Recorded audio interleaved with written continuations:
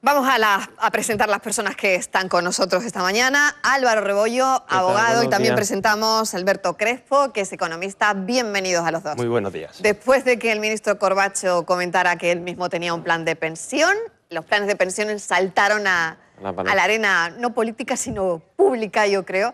Y a partir de ahí vamos a contar, si queréis, los planes de pensiones, cuáles serían los más aconsejables. Porque yo creo que cada uno se está planteando ahora mismo ese aporte para la pensión de jubilación, tener pues quizás ese aporte más, ¿no? ¿Qué tenemos que elegir o qué tenemos que mirar de un plan de pensiones? En primer lugar, lo que hay que pensar, Mariló, que es que, al fin y al cabo, tanto el plan de pensiones como el plan de jubilación son instrumentos para ahorrar, para tener una renta en el futuro. Entonces, en función de tus expectativas laborales, en función de tus expectativas de ahorro y en función de lo que sería tu vida familiar y lo que sería el desarrollo de tu vida personal, es donde tienes que tomar esa decisión. Eso en primer lugar. Luego, en segundo lugar, en función de esos, digamos, niveles de renta, esas capacidades de ahorro y de tu riesgo futuro en tu trabajo, pues determinar si te vas por un plan de pensiones o por un plan de jubilación, ¿no? Y ahora, dentro de esa elección, pues acudir a las entidades que facilitan este tipo de productos financieros y examinar las condiciones que más se ajusten a tus necesidades. Entonces, teniendo esas consideraciones, a partir de ahí ya podemos seguir hablando de cuáles son las características más específicas, qué es lo que pueden tener más interés para uno, para otro, impuestos, tributación, ese tipo de cosas, ¿no? Bueno, ¿y cuál sería quizás el perfil? Una persona que elige un plan de pensiones, Sí. Debe ser un trabajador que tenga ¿qué edad aproximadamente?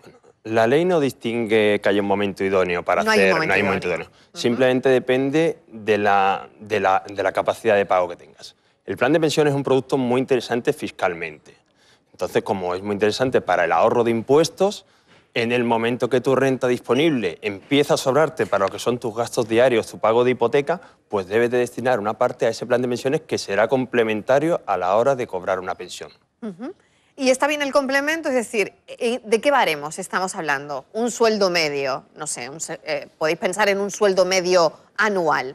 ¿Cuál sería ese complemento que nos vamos a encontrar cuando nos jubilemos? Bueno, vamos a ver, en circunstancias normales no podemos hablar de una renta media a las personas que se plantean un plan de pensiones, porque, por lo que estaba comentando antes el compañero Alberto, ¿no?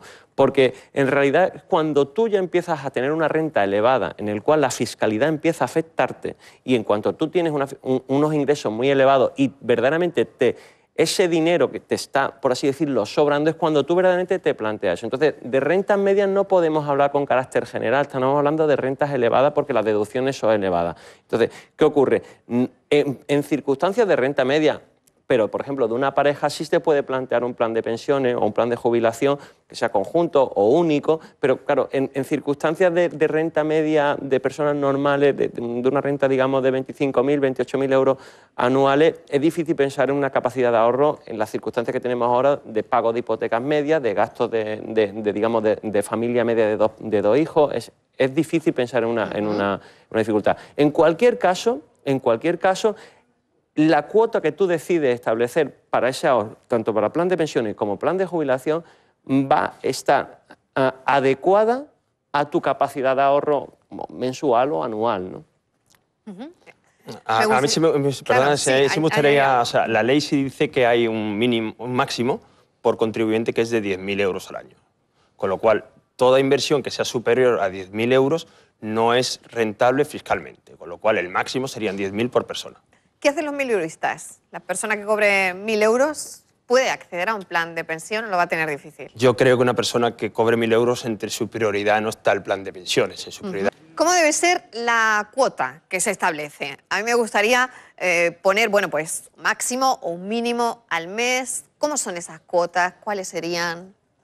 ¿Hablas tú, Álvaro? Bueno, vamos a ver. La cuota siempre está... un mínimo como tal, nunca te lo establecen en el propio producto financiero que tú estás determinando. Es decir, para el banco que te determina este producto, para la compañía que te está ofreciendo este producto, te va a poner un mínimo siempre. Pero en cualquier caso, tiene que haber un ajuste directo a tu capacidad de ahorro. Es superar esa capacidad de ahorro que tú puedes tener, te puede generar problemas y lo que es peor, que te veas en la situación de tener que dejar el plan de pensión, de jubilación en este caso, y lo que perjudica con respecto al plan de pensiones, que es que el acabar con esa relación jurídica tiene una penalización muy elevada, con lo cual hay que ser muy prudente, a la hora de terminar esa cuota y saber que vas a poder responder a esa cuota en todo momento del periodo que te queda hasta jubilarte, porque si no esperas este periodo de jubilación o las causas que se establecen como la forma de, digamos, de acceder a ese ahorro que tú has hecho, vas a tener dificultades, ¿no? Vas a tener dificultades y vas a perder mucho dinero en la rentabilidad. Alberto, no sé si querías añadir algo. Sí, me gustaría matizar una cosa. Aunque si tú pones una cuota, por ejemplo, 100 euros al mes, esa cuota al año serían 1.200 euros, tú en cualquier momento puedes hacer una aportación a ese producto. O sea, si por circunstancias laborales has mejorado tu situación durante ese año, que tú hayas tipificado o hayas pensado 100 euros, en cualquier momento puedes hacer una aportación extra, con lo cual siempre tienes capacidad o amplitud para hacer el importe que quieras.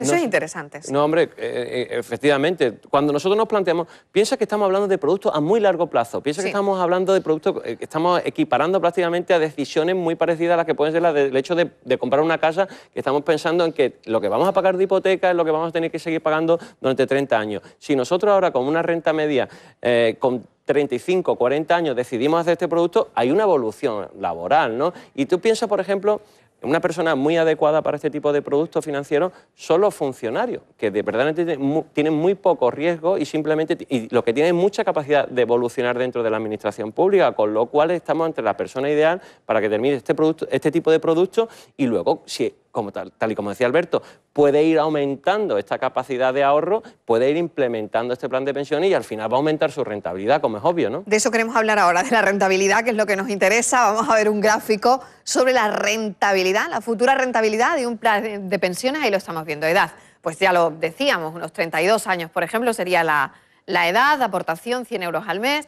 La edad de jubilación, pues supongamos que es a los 65, la aportación sería de 39.800 euros y el derecho consolidado en jubilación sería de 66.088 euros. No sé, señores, si hemos hecho bien las cuentas. Están bastante bien hechas y sobre todo me gustaría destacar un matiz. La edad de inicio es 32 años, o sea, 100 euros invertido con 32 años, cuando cumplo 65, esos 100 euros han ido capitalizándose o dando interés a esos propios 100 euros, porque esos 100 euros el final de año son 105 y ya tienes 105 que te va a ir dando más dinero. Al margen de lo que has desgravado. Exacto, también. Con lo cual la inversión que tú haces al principio es mucho más rentable que la que tú haces al final. Con lo cual el plan de pensiones, cuanto antes se comience, como en este caso 32 años, es una edad muy buena porque tienes 30 años de aportación a plan de pensiones.